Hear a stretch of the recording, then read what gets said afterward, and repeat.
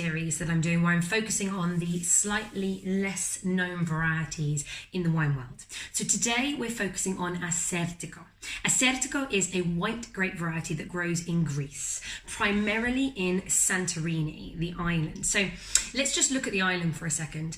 It's super hot, really windy though, because it's a small island, and volcanic soils. So already it's a really interesting one to study. They don't grow the vines up on trellises like normal. They wrap them round, they weave them into tiny little baskets. It's incredible. So they're doing that for two reasons. One, to stop the sun burning the grapes too much, and two, to protect them from the wind. And already as well, the volcanic soil is adding all this great beautiful minerality to the wine. The amazing thing about Assyrtiko is, as a white grape variety, it can take loads and loads of sun and still have the most racy acidity. We're talking super high. So Assyrtiko it's very lemony, quite citrusy, always quite mineral, so maybe a little bit smoky, a little bit flinty.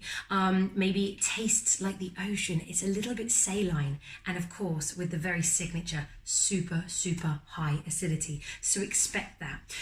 Assyrtiko should be so much better known. It really should. It should be treated like a red wine. You know, you can decant it. It can age in best vintages for well over a decade. It's very interesting. And this is the type of wine that most examples are quite fresh. They age it in stainless steel and leave it for you to enjoy this lovely, refreshing drink. But you can age it in oak, and it takes oak very well. Great with blending with other grape varieties. It's super unique and really versatile. Now, as I said, the majority comes from Santorini. There's one example, the Jim Valley vineyards in Australia, that are growing Assyrtiko. Other than that, it's either Santorini or a few places on the mainland. Now, I found this Assyrtiko in Flagship Wines. It's in St. Albans. You can go online, you don't have to go there personally, and they will deliver as well. So keep that in mind. This is not from Santorini. I wanted to get an example from the mainland, which is often a little bit more aromatic, slightly less mineral, slightly less extreme. But this specific winery has won loads of recognition and is always fighting for first and second places against some of the best Assyrtikos in Santorini Island. So this is by Domaine Papagiannarcos, okay? This sees no oak. This is a perfect example of beautiful fresh wine that has just been left to mature in the bottle for a year, and then we get to drink it. Now, what's really interesting about this winery, if you're a little bit green and you're about that environmental sustainability, they are the first winery in Greece to create a bioclimate winery. I know, I had to look it up. I had to read all about it. It's really interesting, a great story. So basically, the obvious thing, they have built this winery in a way that already the energy costs are 25% down. It's all about understanding the climate around you and building a winery that enhances and takes advantage of the climate, the climatic characteristics that you have.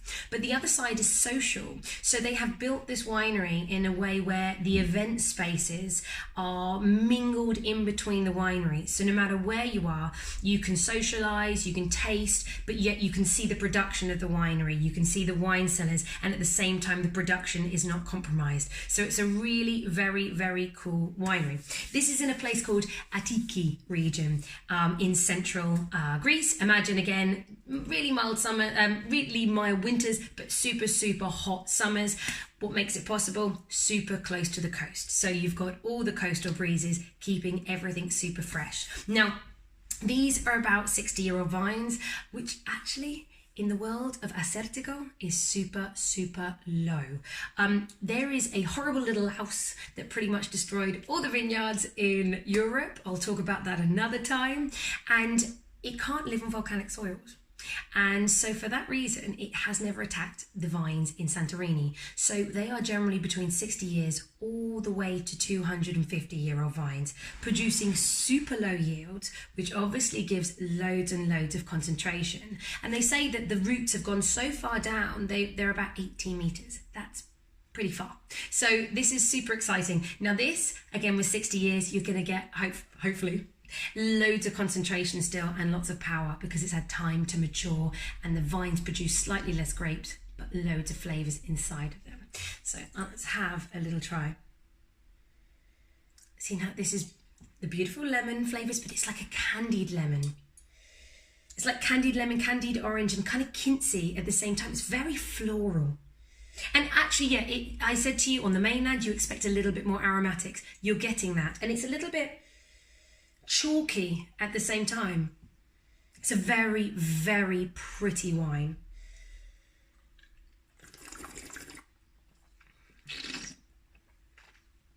There's definitely some lees aging because there's a nice creaminess. The mid palate is nice and weighty. It's a medium bodied wine with all that lemon flavour coming through.